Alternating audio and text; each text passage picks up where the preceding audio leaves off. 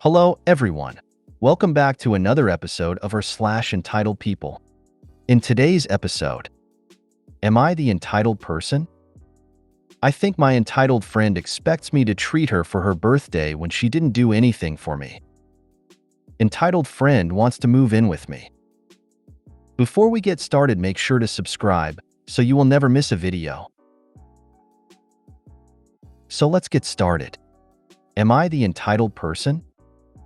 I had to fly to San Diego for work last week at 30-ish weeks pregnant.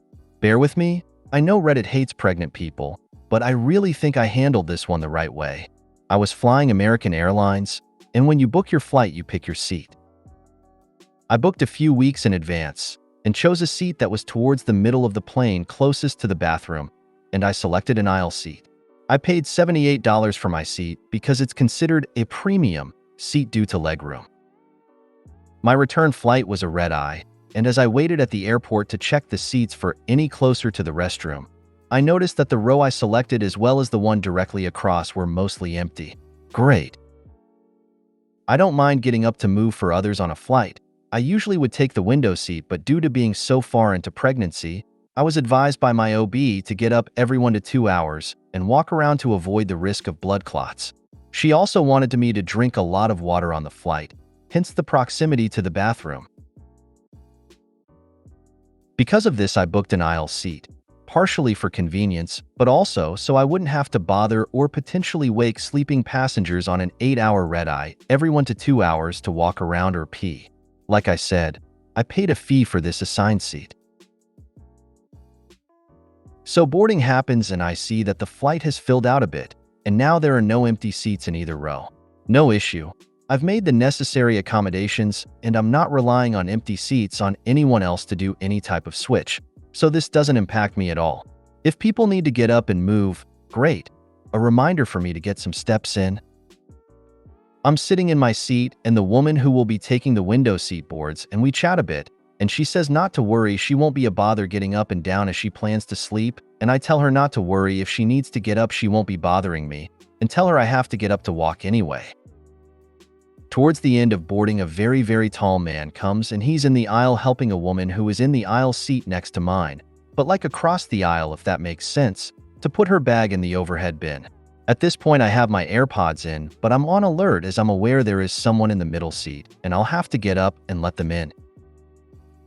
It becomes apparent that this man has the middle seat in my row while his wife has the aisle seat next to mine, so I am initially sat right between them. I pull out my headphone and offer to switch aisle seats so they can sit next to one another. There is a bit of a language barrier, and she gestures next to her at a boy, maybe 8 to 10 years old, and says this is her son and she doesn't want to leave him alone in the row. So I nod and say okay, totally makes sense, and stand to let her husband into the middle seat. Hair race where I was called entitled. The man asks for me to switch with him so he can sit next to his wife. Thinking maybe it didn't register to him that I am pregnant, I jokingly gestured to my very obvious bump and explained the bathroom and the frequent walks. He says he doesn't mind. He will get up. I said no, I'm sorry. I paid for the aisle seat so that I would be able to get up and move freely as needed during the flight and not have to disturb anyone. He again insisted that he needed to be able to sit with his wife and child, and I suggested they speak to the flight attendant about moving seats. The FA obviously didn't have much of a solution for them, so they spent the entire flight leaning across me to talk to one another, passing drinks and snacks across my lap, blocking my laptop screen, and getting up and down frequently to make me suffer. Fine, whatever, doesn't bother me. However, when there started to be a frequency of elbows to my baby bump during their discussions, I let the FA know what was going on, and they were told to stop reaching across me. My husband says I was entitled and playing the pregnancy card. Is he right? You paid for a seat that you wanted. They should have done the same if it mattered to them instead of being obnoxious. Being pregnant isn't the issue. Paying for and sitting in the premium seat you paid for is. The man was acting entitled. Your husband said that? He sounds a little clueless about the realities of pregnancy. Not entitled. You paid for your seat fair and square. It's not like the kid was on his own. That's what I said. If the little boy had to sit by himself, I absolutely would have switched, paid seat or not, if that was the only way for them to sit together. But it was also a red eye, and the little guy slept entire time. And he was next to his mom. They were rude. I was once on a flight that connected in Cincinnati, not my destination, and the plane was filled with Procter & Gamble executives who were all going to a big meeting. I was stuck in a middle seat, and I asked one of them to switch with me, and they both refused. They proceeded to have a meeting over me, while passing paperwork back and forth and gesturing in my face. I started giving them my opinion of their project, which pissed them off. I figured if they want me to be a part of their meeting, I'm going to give my input. NTA. You planned ahead and paid for the specific seat you needed.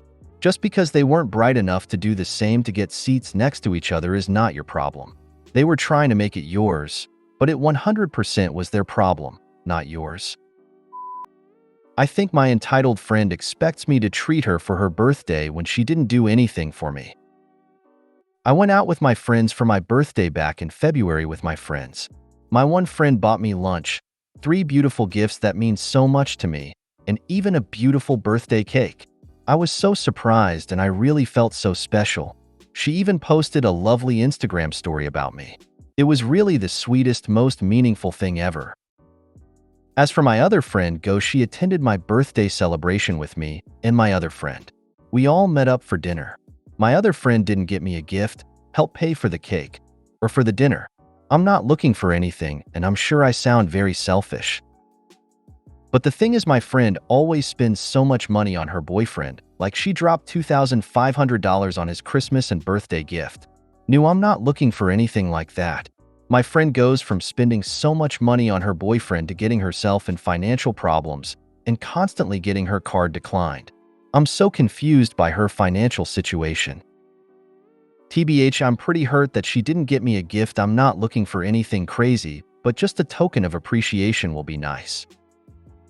So the thing is, my friend's birthday is in June, and she's already planning for her birthday. It seems the generous friend, the one that gave me such a lovely gift, cake, etc., won't come because she just started a new job. So it would be me, my friend's brother, and possibly her toxic boyfriend. My friend is already talking about going out for her birthday dinner. She's already making plans and suggested that we have to go out for her birthday dinner. She's very excited and deep in making these plans. But I don't know how to tell her that I'm not covering her half, or if she even expects me to cover her for her birthday.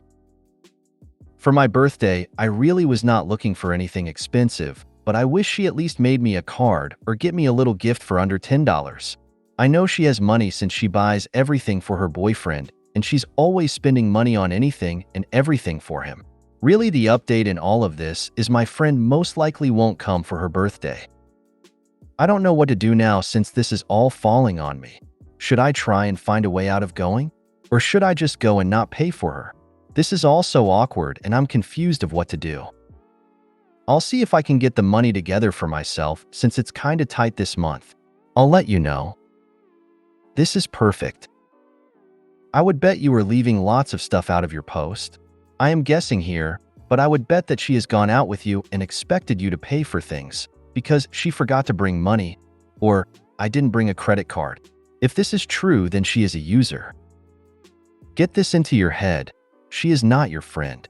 She is probably planning on going out to a very nice, but also very expensive place for dinner and expecting you to at the very least split the bill with whatever other fool she can get to come. Save yourself a lot of money. 1. Tell her you have plans on her birthday and are not able to come. 2. Right after letting her know you are not coming, block her everywhere. You should remove people like this from your life. 100% this. Don't go. Just make yourself very busy and she's not a priority. If you want to be a bigger person, get her a small token present. Now I know some people might go, at least she showed up to yours. However, if she didn't even cover her portion at your birthday, she might have only have shown up to your birthday for the free meal and cake. Or, if you go, don't bring a gift and just pay for your own meal. And if she dares mentioning anything about a gift, just look at her in wide-eyed surprise and say, "Sorry, I thought our friendship was the non-gift giving kind. At least, I can't remember ever getting anything from you. Just look at it this way. She has done you a huge favor. Now you don't have to spend any money or energy getting her a gift. If she asks, let her know that you only reciprocate to people who have gone to the effort for you. Or find yourself busy on that date. Your other friend looks like she has seen the light and is using the excuse of her job. Never ever feel like you have to buy gifts if the recipient doesn't include you when it's your turn. You don't need to give to receive, but you will judge if their energy and generosity matches you. Me personally, I would look for a way out of going. I would buy her an inexpensive gift that would have made you happy on your birthday. Also, I would talk about it with the friend that went above and beyond to get some feedback.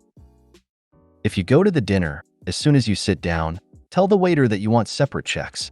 Don't leave any room for her to think that you're paying for her dinner. Your gift is spending time with her, the same thing she did on your birthday. Entitled friend wants to move in with me. This happened many years ago when I lived with my parents in New York State. I had this friend who lived in another state, FL, and told me was going to come New York and if he could visit. Many friends had visited over the years. My parents were cool with it. This is before cell phones were popular or internet easily available everywhere. I'd give the same instructions to all visiting friends. Go to Grand Central Station, go to the ticketing office, ask for Hudson Line, buy for this station. They'll tell you the track number, check the time, call me, payphone.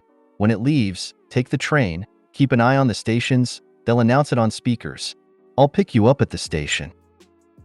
This friend says no way he can do that, he'll get lost. I have to go pick him up.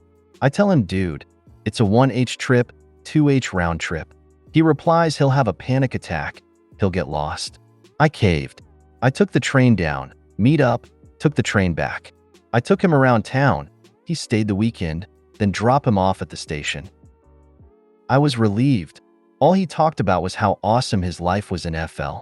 It wasn't as much fun to have him around as other friends, but I was over. Next day, he calls saying he left a t-shirt in my room. I found it and offered to mail it. He goes, oh, no worries. My parents are here and offered to drive me there. What's your address? I tell him I'm going back to college and won't be home during the week. He says no problem. All he needs is his t-shirt. All for a stinking t-shirt. Weird, but whatever. He and his parents drove over the next day. My parents told me they asked to see the house. Almost like they toured it. They thought it was weird, but they had met their son, and he was weird. We think nothing of it. He calls me a couple of months later to talk, seriously. I was like, okay. He then says how he wants to move to New York, and his parents would only let him if he comes to live at my parents' house. I was like, what? Why? Isn't FL amazing? He says, thing is that I'm stripper and I can make so much money in NYC. I was like, okay. But we don't live in NYC, dude, it's 1H away by train. He says it's okay. He'll just commute. I tell him, I had moved out and was living in a small studio place by school. So sorry you can't move in with my parents. He kept calling after that, but I never called him back. He eventually figured out I ghosted him. I never heard back from him. He added me once in social media, but I unfriended him fairly quick. Oh wow, your parents didn't need that attitude around. He can't take a train, then it's a-okay if he wants to make money. Oh no, he'd need someone to escort him to and from. I'll never understand people. Is a stripper by trade, comfortable with nudity in front of strangers, but says they'll have a panic attack if they have to catch a train? Seemed like he has this agenda to make it look we wanted him to live with us. Thus I went to pick him up and his parents came to tour the house their precious son would come live and approve of it. He and his parents were very conservative and seemed he would lied about being a stripper. If you made it to the end of the video, thanks for watching. Don't forget to like, subscribe and share, and we will see you in the next video.